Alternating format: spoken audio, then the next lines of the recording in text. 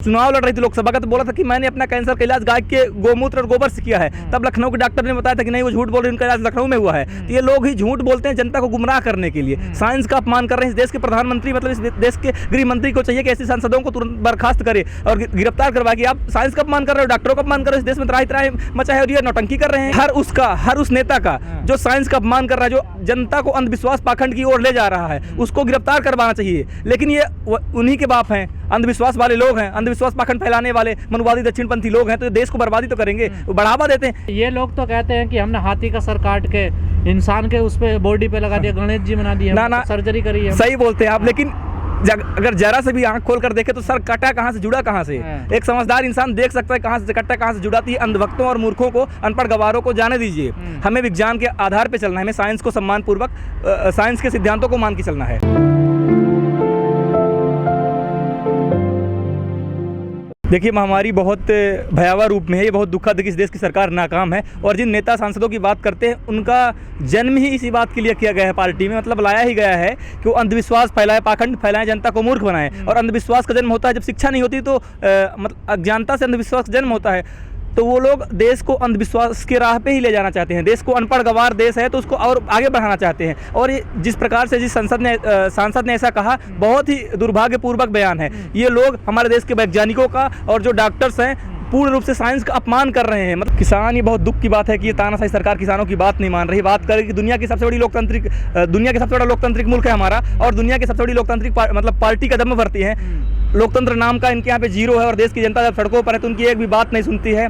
लेकिन हाँ, ये संघर्ष लंबा चलेगा और इतिहास भी इस बात का गवाह है कि दुनिया के बड़े से बड़े तानाशाह को लोकतंत्र यानी जनता के सामने झुकना पड़ता है। झुकना इनको भी पड़ेगा। अभी थोड़ा गुरूर है, गुरूर एक दिन टूटेगा। बातचीत बढ़नी चाहिए, लेकिन ये तानाशाही सरकार तमाम तरह की षड्यंत्र कर रही, कैसे भी आंदोलन टूट जाए, क्योंकि आगे कुआ पीछे खाई वाली हाल है। एक तरफ इनके पूंजीपति यार हैं जिनसे चुनावी चंदा लेना है, दूसरी तरफ इनका जनता जिससे वोट लेके वहाँ तक पहुँचे हैं।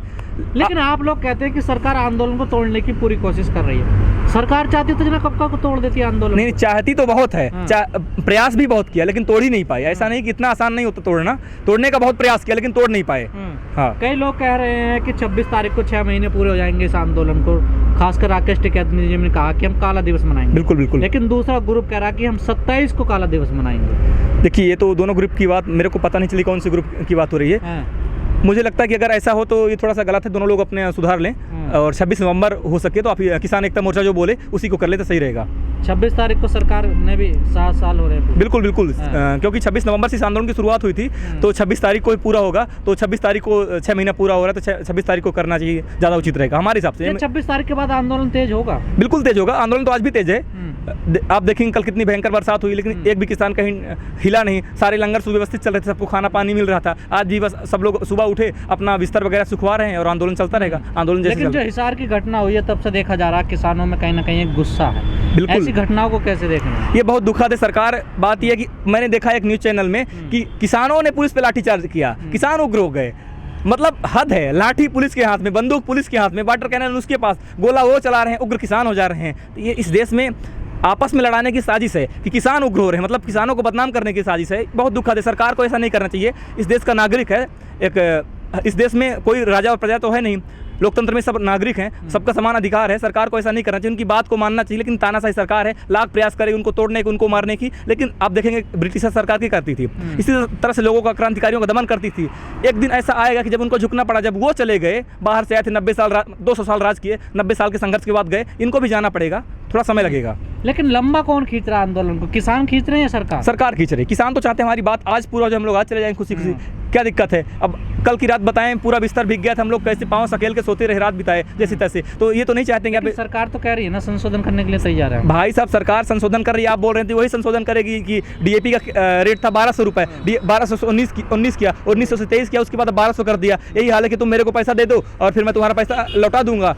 लेकिन पैसा मतलब आपके पैसे से मैं ब्याज कमा लूँगा, उसके बाद लौटा दूंगा। तो जब किसानों को खरीदने का जरूरत थी तब तो आप खाद का रेट बढ़ा दिए, उसके बाद लौटा के, और उसका ढिंढोरा पीटा। जब खाद का रेट बढ़ा तब ढिंढोरा किसी ने नहीं पीटा, कोई मीडिया ने नहीं बताया कि खाद का इतना रेट बढ़ गया। और जब डाउन किया तो बताया जा रहा है। तो संशोधन इसी तरह से होगा। लेकिन आज़ाद भारत में इतने लंबे आंदोलन चले नहीं है अभी तक। तो ये इतिहास बन रहा है आज़ाद भारत इतिहास का सबसे बड़ा आंदोलन है, और ये अभी और लंबा चलेगा। इतिहास तो बनना, लेकिन कोई नतीजा तो नहीं, नतीजा निकलेगा। जब उन आंदोलनों का, जिनको आप इतिहास में पढ़ते हैं, उनका कुछ, और आंदोलन कभी असफल होते नहीं हैं। जिन मुद्दों के लिए आंदोलन होता है वो पूरा हो या ना पूरा हो, लेकिन आंदोलन इतिहास बनाता है, आंदोलन नए क्रांतिकारियों को इकट्ठा करता है, नए आंदोलन की रास्ता बनाता है। यहाँ पर जैसे हम अकेले आए, बहुत से क्रांतिकारी साथी मिले, नए आंदोलनों की रणनीति बनाई जा रही है, आगे क्या करना है, इसलिए आंदोलन आगे बढ़ेगा और सफल है। लेकिन कई लोग कह रहे हैं कि अब सरकार के हाथ में बात रही नहीं।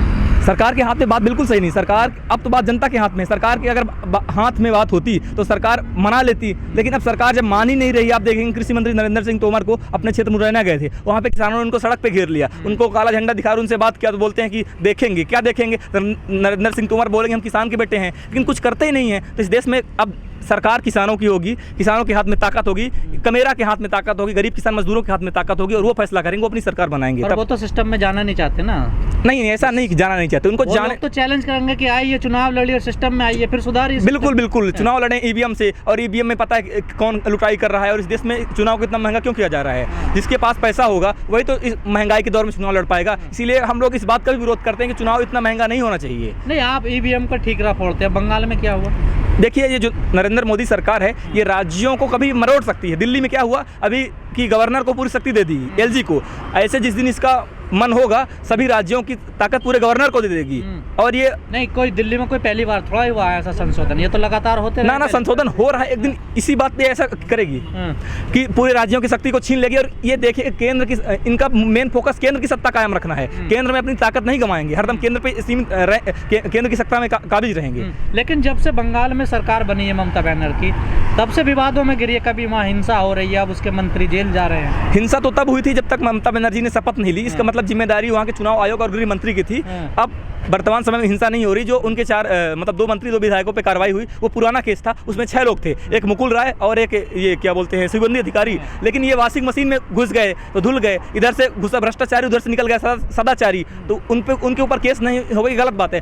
जो उन 4 भ्रष्टाचारियों पे केस हुआ, उनको जेल में पकड़ा गया, तो इन पे भी होना चाहिए। अगर वो भ्रष्टाचारी सजा मिलनी चाहिए। भ्रष्टाचारियों पे कार्रवाई, बिल्कुल, हम चाहते हैं कि हर भ्रष्टाचारी पे, चाहे किसी भी पार्टी को, उस पर कार्रवाई हो। तो जब 4 पे हुई तो इन 2 पे भी होनी चाहिए। लेकिन वॉशिंग मशीन में घुस चुके हैं, इन पे कुछ नहीं होगा। क्या लग रहा है आंदोलन का भविष्य क्या है? आपको क्या नजर आ रहा है इसमें? आंदोलन का भविष्य अभी लंबा है, आंदोलन लंबा चलेगा। बस इतना पता है कि आंदोलन की जीत होगी, किसानों की जीत होगी। लेकिन कब होगी ये अभी पता नहीं है। पर कैसे होगी ये भी तो पता होना चाहिए। हाँ बिल्कुल, गांधी के सत्याग्रह के रास्ते पे हम लोग चल रहे हैं, और एक दिन जरूर गांधी के ही बताए सिद्धांतों पर हम आगे चलेंगे और जीत पाएंगे। लेकिन जिस लड़ाई के लिए गांधी जी आंदोलन कर रहे हैं, सत्याग्रह कर रहे हैं, वहाँ भगत सिंह भी थे, चंद्रशेखर भी। बिल्कुल, यहाँ पे भगत सिंह चंद्रशेखर आजाद हैं। अभी शांतिपूर्वक ये आंदोलन चल रहा है, अभी नरम दल के हाथ में चल रहा है। और ये जो क्रांतिकारी ग्रुप है गरम दल, ये अभी आंदोलन को सीख समझ रहा है कि हमारा नरम दल कर क्या रहा है।